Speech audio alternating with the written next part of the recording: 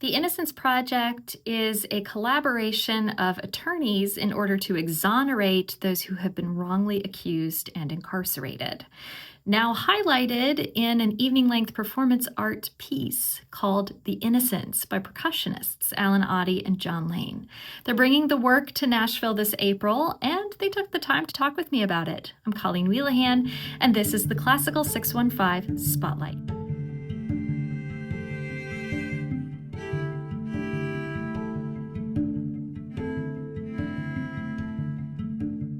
So, before we even talk about the piece itself, it's highlighting such important work. Tell us about the Innocence Project.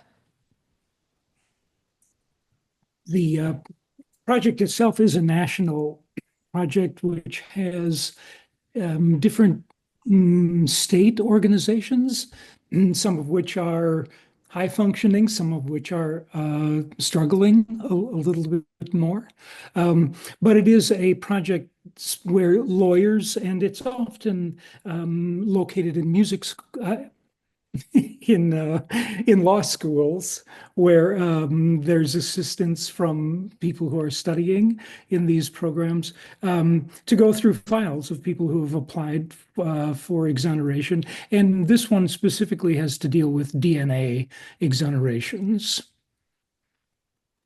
And so from there, you two don't live in the same place. You have worked together before, though. And so how did a performance piece about this, excellent work come together as a project for the two of you?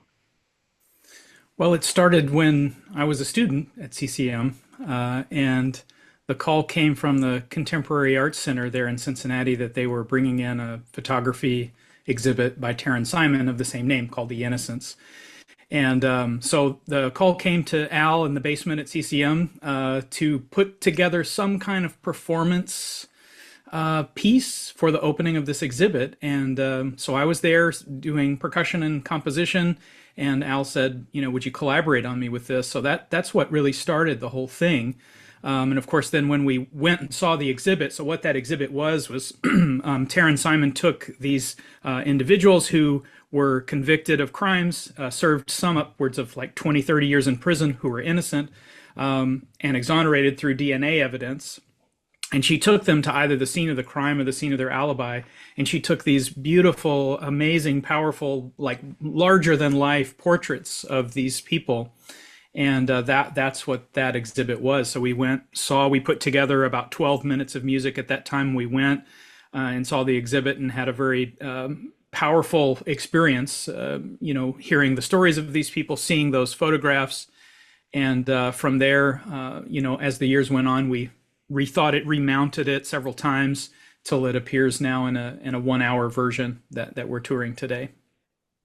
Can you talk about the composition process for something like this? Because, it's not a string quartet, it's not a piano solo, it's not, the kind of standard sitting at the piano and fleshing out chords that people might think of for composition. We decided from the very beginning that the resources of this should represent the subject matter, the kinds of people in our society who are caught up in this. So we agreed that it was not going to have $1,000 snare drums and $20,000 marimbas, but it's all pretty much found objects and sound sources that are related to this subject matter, even including rocks. We drag around rocks from my backyard, which we smash with support from historic recordings of chain gangs who are breaking rocks. And the pieces, though, in 18 different tableaus, almost all of them have text. So though it's not a narrative of this kind of story, it does follow the whole idea of who gets swept up in wrongful imprisonment cases. And there are texts then that we have made that go with each aspect of this story. How does that back and forth work when you're composing something together like that? What kind of What kind of, distribution of the responsibilities do you make? Yeah, usually one of us comes up with a half-baked idea and we need the other one to sort of bounce off and flesh out. So a good example of that is there's an interrogation scene in the hour. And we knew that when we expanded this piece to be an hour long, we thought interrogation was a good topic because that's one of the issues with wrongful imprisonment. These interrogations lead to false confessions. And so we thought that having an interrogation scene was a good idea.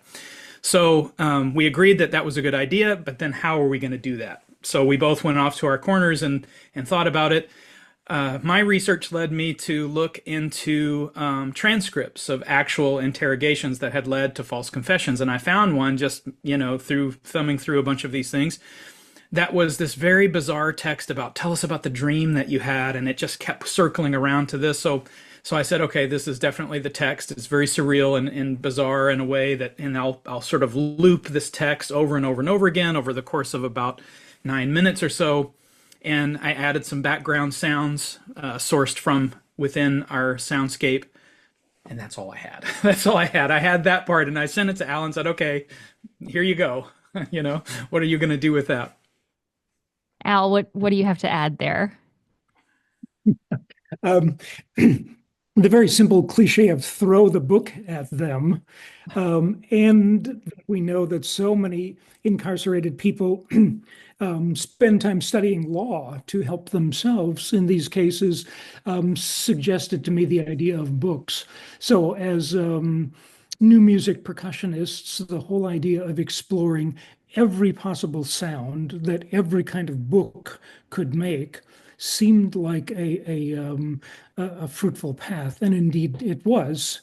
So I made a list of all of the salient words, gave half of them to John, half to me, and each time those words come up, I connected a kind of activity or sound with a different kind of book, and this generated 9 minutes of activity. Mm-hmm. When you're approaching something this important and sensitive, and it's, a social justice oriented piece that you are composing, what things do you prioritize in the creation process to make sure you're going about it in a way that sticks to your, their mission plus your personal mission in highlighting, the important parts of their work?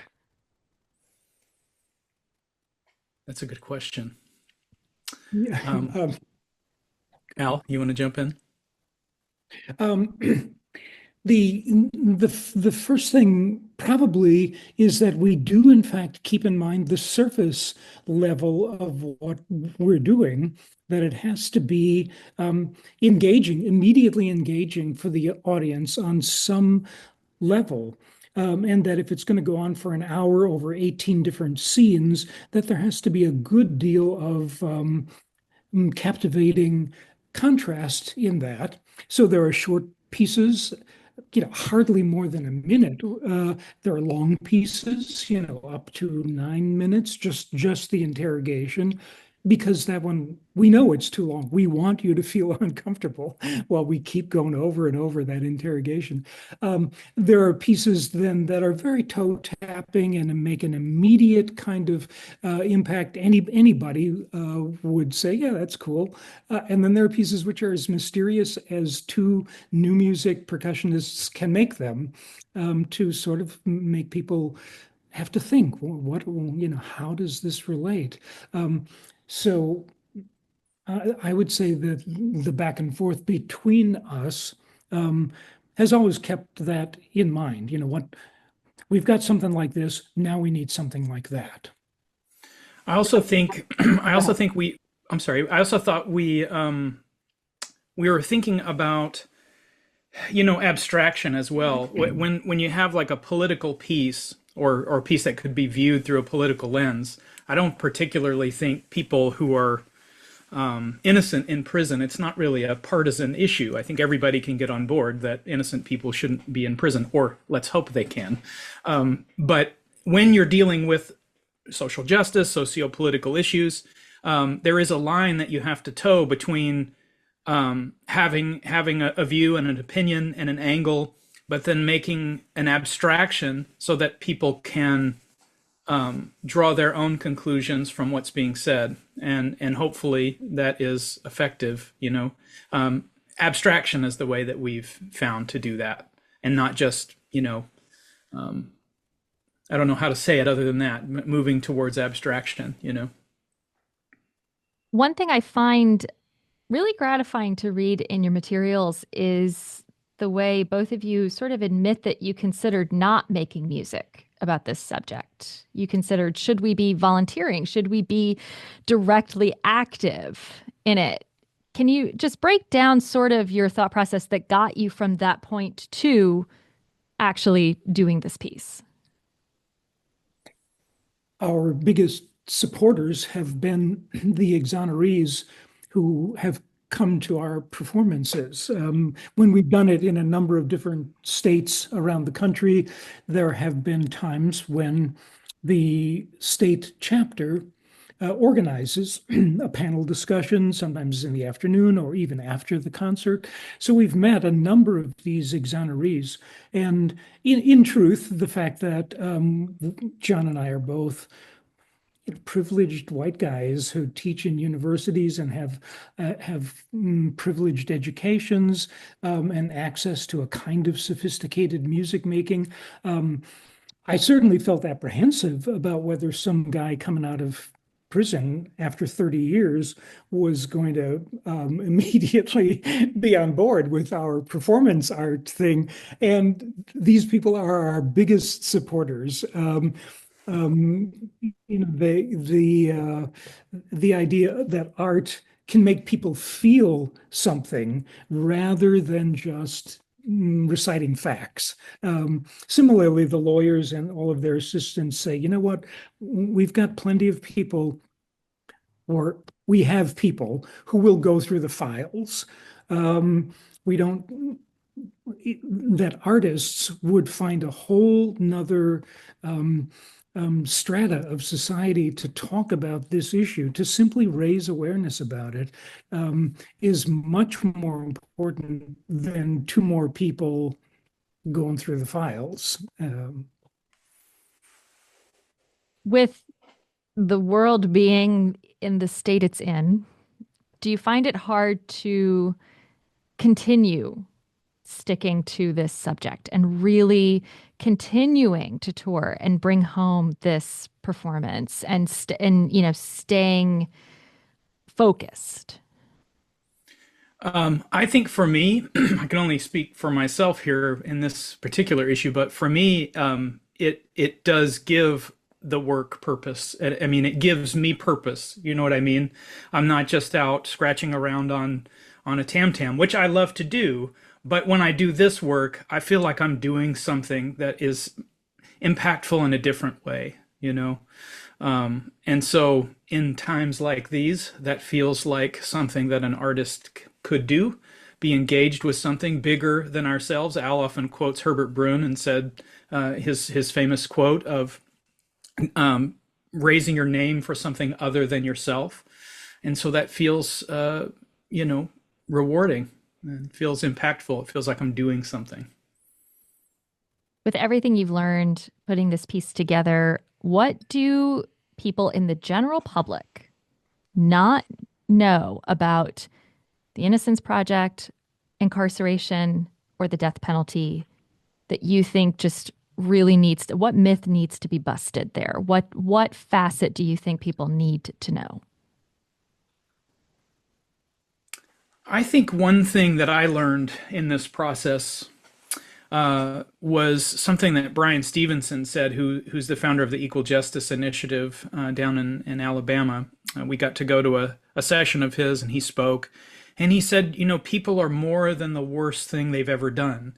And I think something that I've learned about this issue is that there is humanity there. The people that we're talking about are the exceptions, the people that we've met, in other words, are the exceptions. They've come through this experience, and they're somehow so resilient in the face of what they've faced that they've been able to move forward with their lives. And for every one of those, there's many who haven't. And then there's those people that are still in prison who are innocent. So for me, it's put a face to the humanity of the reality of the situation. Al, what about you? I would only add to that, which I think is the most important thing to say, what John just said, that the other side of it is that the criminal justice system is also filled with people who want to do the right thing, but it is such a huge and complicated system now, and there's such great pressure for people to deliver results, and it's quite easy for innocent people to get caught up in a system where there are people who are not, the prosecutors or police are not bad people doing negative things, but they are in a position where they are under pressure to bring results, and that actually makes it more difficult for people to escape a situation where they shouldn't be caught up in.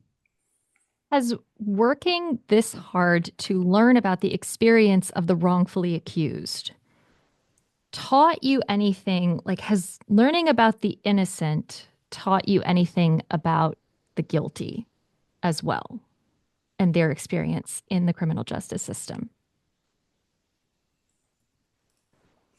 Yeah, in part that America has the largest prison population of any society, and that it's since the days of the Civil War, it has been a way to sort of have a whole force of workers under a kind of situation where even those who are guilty, as John said, of some crime and are more than the worst thing they ever did, are caught up in a big machine, doing things that we would wish not to be perpetrating on other members of our society. We've also learned that in general, women are prosecuted at more severe levels than men. Because women are assumed to be the caregivers, and it's quite common for child neglect kind of charges to be added to the simplest of infractions. John, what about you? Well, I think about what Brian Stevenson said about he was telling us the story of a young man who was 16, 17 years old. He was going to be tried as an adult, and his story was he had an abusive stepfather, and this guy was abusing his mother, and one night he decided to scare him, and he goes into the bedroom. He knows that there's a gun in the bedside table. He pulls out the gun, holds it on the guy. The guy startles awake, the gun goes off, and that's the story. And so now this scared 16-year-old boy is going to spend a lifetime in prison for this one mistake. And clearly was a mistake, but it's more complicated than that. There's a whole other side to that story. So I think about that a lot when I think about people who are, having to go through this experience. That every case is different, every story is different, and people are complicated. So, coming back to seeing a performance that tells this story, what can an audience whose chamber music experience has been more to the piano trio and string quartet type music expect from a percussion concert? We would like them to trust that John and I have been through the same education system that all of those violinists and pianists have been, that we've studied with the highest ranking kinds of people in our field. I expected to have a career as a symphonic percussionist when I was a student. I studied that as diligently as I possibly could. And in these years have been tremendously gratified to find out that not a moment of that time was ill spent, that it all can be directed into, I don't have to play a triangle note in Brahms perfectly, but I do know how now to hit a cardboard box pretty much perfectly. I can guarantee what's going to come out of which cardboard box. And I think you get that sense when John and I are playing together that actually we're doing this at the same level as somebody playing a Schubert trio, you know?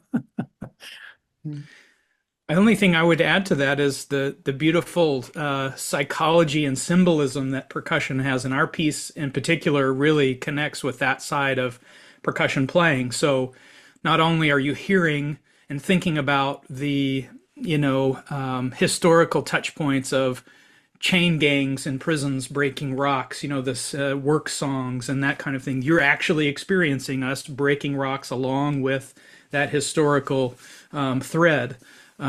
Cardboard boxes, newspapers, all of the things that might, be rustling around on the street where someone is picked up. There's all kinds of elements of that in our piece.